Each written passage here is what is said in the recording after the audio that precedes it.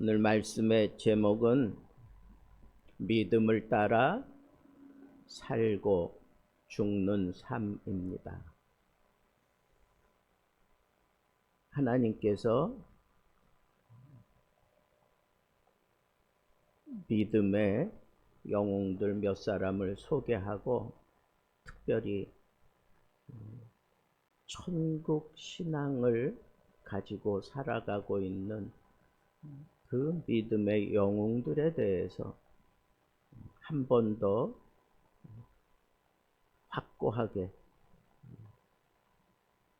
이렇게 살면 믿음을 따라 사는 삶이 된다라고 하는 것을 분명하게 정해 놓고 또 우리에게 권유하는 말씀입니다. 나는 무엇을 따라 살고 있는가? 어떤 사람은 돈을 따라 삽니다. 어떤 사람은 환경을 따라 살고, 어떤 사람은 사람들의 평가에 목을 매고 삽니다. 아니면 믿음의 영웅처럼 믿음을 따라 사는가? 오늘 본문 말씀에도 분명히 이 사람들 앞에 소개한 믿음의 영웅들, 그들은 다 믿음을 따라 죽었으며 믿음을 따라 살고 믿음을 따라 죽었다고 그렇게 얘기를 합니다. 죽는 순간까지 방향을 바꾸지 않았다는 것입니다. 믿음은 감정이 아니고 분위기가 아니고 믿음은 방향입니다. 자, 우리가 어떻게 믿음을 따라 산다고 확증할 수 있을까? 첫 번째는 하나님과 약속을 했는데 하나님은 반드시 그 약속을 실현하시는데 그 약속이 살아가는 동안에 우리의 믿음을 부채질 할 수 있을 만큼 내 삶의 현실 속에 그 약속이 다 이루어지면 좋은데 거의 그러는 경우는 없는 것 같아요. 약속을 내 삶 속에서 다 받지 못한 상황인데도 불구하고 계속해서 그 약속을 붙들고 살아가는 삶, 그것이 바로 믿음을 따라 사는 삶 첫 번째입니다. 오늘 본문 말씀에도 그렇게 얘기했어요. 약속을 받지 못하였으되 그것들을 멀리서 보고 환영하며. 아브라함은 가나안을 전부 소유하지 못했어요. 이삭도 그렇고 야곱도 그렇습니다. 그들은 완성된 그림을 제대로 보지 못했습니다. 그런데 성경은 그들을 실패자라고 얘기하지 않습니다. 오히려 약속을 다 받지 못했지만 약속을 버리지 않은 사람이라고 칭찬하고 있습니다. 몇 해 전에 한 집사님이 암 판정을 받았습니다. 그 치료는 길어졌고 상황은 점점 악화되었습니다. 어느 날 그 집사님이 기도하는 목사님께 이렇게 고백을 했다고 합니다. 목사님, 치유를 못 받을 수도 있겠지요. 그러나 저는 약속을 놓지는 않겠습니다. 내가 너를 떠나지 아니하리라 하는 이 말씀이 제 가슴에 박혀 있습니다. 라고 그렇게 얘기했습니다. 얼마나 훌륭한 신앙입니까? 그런데 그와 같은 훌륭한 신앙을 가졌으면 그에게 기적이 나타났으면 참 좋았는데 기적적으로 완치되지 않았어요. 그러나 그 집사님은 병실에서 간호사와 환자들에게 복음을 전하다가 천국 소망을 안고 천국을 향한 찬양을 부르다가 주님 품에 안겼습니다.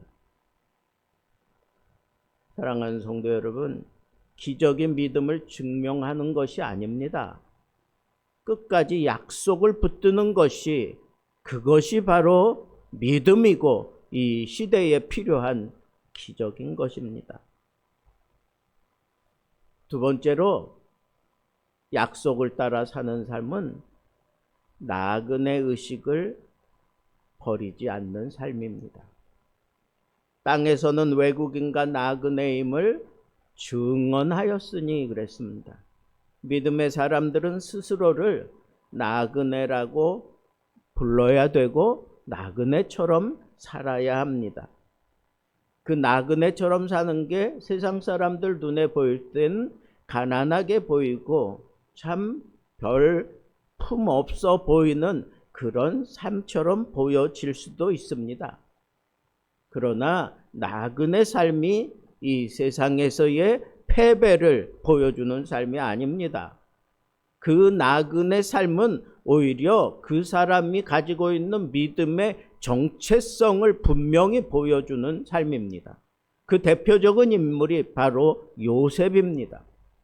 세상을 호령하던 사람이, 그리고 죽어서까지 모든 백성들에게 추앙을 받을 수 있는 그런 삶을 살았던 요셉이지만 그는 애굽을 떠나야 하는 그의 백성들에게 유언을 남겼습니다.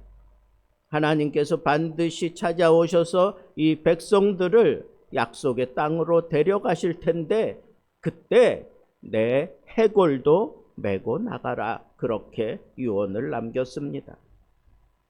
정체성을 분명히 하고 사는 게 바로 요셉이었습니다.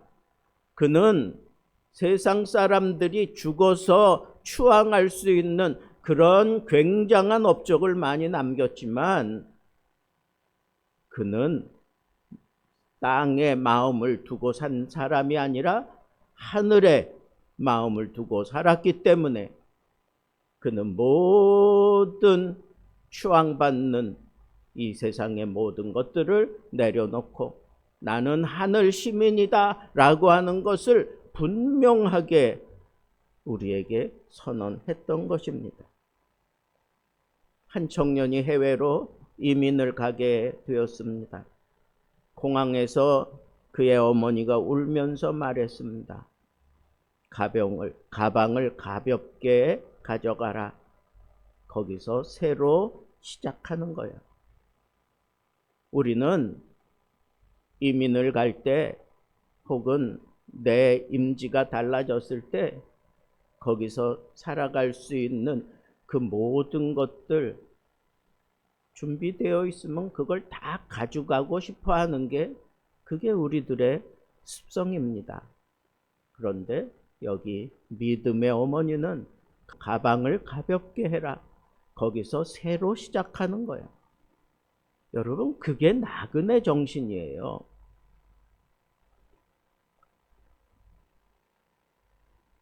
어느 성도가 대기업 임원이 될 기회가 있었습니다.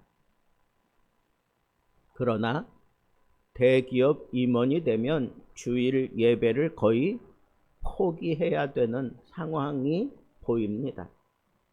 그는 기도 끝에 승진하는 것을 거절했습니다. 사람들은 다 어리석다고 손가락질했습니다. 그러나 그는 이렇게 얘기합니다. 나는 영원을 잃고 싶지 않습니다. 믿음을 따라 사는 삶은 때때로 손해처럼 보입니다.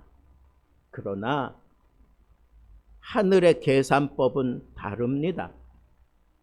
요셉이 가난하게 살았습니까? 아닙니다. 그의 정체성은 나그네 의식이 분명했지만 하나님은 요셉을 가장 부하게, 가장 힘있게, 가장 풍성하게 살게 해 주셨습니다. 그게 하늘의 계산이에요. 세 번째로 믿음을 따라 사는 삶은 더 나은 본향을 사모하는 삶이다 그랬습니다. 여기 사모한다라고 하는 것은 아주 깊은 갈망을 말하는 겁니다. 그냥 천국을 그냥 관념적으로 생각하고 그냥 사는 정도가 아니라 천국이 당장 내게 이루어지기를 소망하며 아주 절체절명의 위기에 있는 사람처럼 그렇게 천국을 소망하며 사는 겁니다. 그에게는 천국이 더 이상 저 멀리 있는 그런 꿈이 아니라 실제입니다. 실제, 내 삶의 실제. 어느 장례식장에서 어린 손자가 할머니의 관을 붙들고 울었습니다. 할머니 어디가? 아버지가 말했습니다. 하늘나라에 가셨어. 그 순간 그 곁에 있던 한 불신자가 눈물을 흘리며 이렇게 부르짖었습니다. 나는 갈 곳이 없습니다. 내가 죽으면 갈 곳이 없습니다. 사랑하는 성도 여러분, 천국을 믿는 사람과 믿지 않는 사람의 차이는 이렇게 마지막 순간에 드러납니다. 천국을 믿는 사람은 어떤 손해도 견딥니다. 억울함도 참습니다. 용서할 수 없는 문제까지 용서합니다. 왜? 내가 천국 가서 결산해야 되는 그 삶이 남아있기 때문에 이 세상의 것에 연연하지 아니하고 천국을 내 삶의 실제로 그렇게 여기고 살아가는 겁니다. 그러니까 그런 고백이, 그런 삶의 모습이 있는 사람 앞에 불신자들이 큰 그런 감동을 얻고 찔림을 받는 거예요. 그러니까 나는 갈 곳이 없는 사람이군요 라고 그렇게 느끼게 만들었던 것입니다. 마지막 네 번째, 믿음을 따라 사는 삶은 어떤 삶인가? 참 놀라운 표현이 나오는데, 이러므로 그래 놓고 하나님이 그들의 하나님이라 칭함 받으심을 부끄러워하지 아니하셨다 그랬어요. 이 구절이 오늘 설교의 정점입니다. 전능하신 하나님이 말씀하십니다. 나는 그들의 하나님이다. 나는 그의 하나님이다. 나는 그렇게 불려지는 것 부끄럽지 않다라고 얘기하는 거예요. 하나님이 내 이름을 부르시며 저 사람이 내 사람이다 라고 하신다면 나는 이 세상에서 얼마나 큰 행복을 느낄 수 있겠습니까? 어느 아버지가 자녀의 졸업식에 눈물로 말했습니다. 이 아이가 내 자식입니다. 그 아이가 완벽해서 아니면 최고로 졸업해서가 아닙니다. 이 아이가 자기의 삶을 꿋꿋하게 살아가는 그 모습을 보면서 어쩌면 다른 사람들보다 많이 뒤처져 있는 그런 자식이었을지라도 그 졸업식장에서의 그 아버지의 모습은 언제나 그럴 겁니다. 이 아이가 내 자식입니다. 하나님도 그렇습니다. 완벽한 사람을 자랑하지 않습니다. 끝까지 믿음을 붙든 사람을 자랑하십니다. 사랑하는 성도 여러분, 오늘 하나님이 이렇게 묻습니다. 너는 무엇을 따라 사느냐? 현실이냐?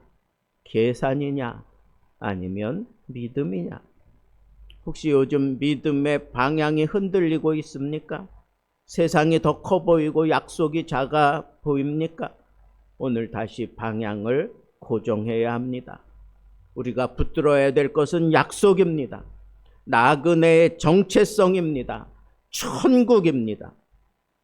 이렇게 붙잡기만 한다면 하나님께서 너는 내 아들이야, 모든 사람 앞에서 내 자녀라고 얘기하는 걸 부끄러워하지 않으신다고 했습니다. 믿음을 따라 사는 삶은 화려하지 않아도 괜찮습니다. 하늘에 기록됩니다. 오늘 이 아침 우리의 방향을 다시 정해야 합니다. 약속을 붙드세요. 천국을 바라보세요. 믿음을 따라 사는 인생이 되기를 우리 주님의 이름으로 축복합니다.